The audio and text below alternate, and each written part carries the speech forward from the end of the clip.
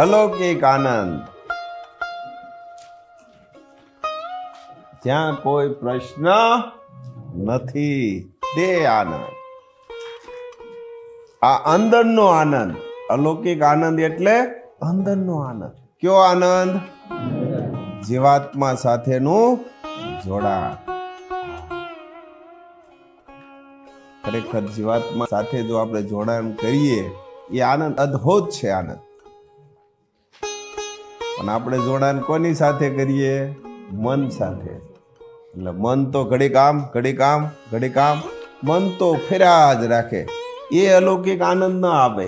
એક ક્ષણિક સુખે આપે અને દુઃખ જાજુ આપે. મન છે ને એક ક્ષણિક આનંદ આપે, કાંઈક ઈચ્છા મુજબ થઈ જાય ને એ ક્ષણિક આનંદ છે. હા, અને દુઃખ જાજુ હોય. બધાને અનુભવ જ છે ને.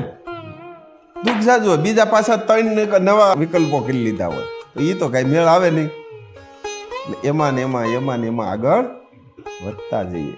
અને આ આનંદ છે અલૌકિક આનંદ, એક નિજાનંદ, અંદરનો આનંદ.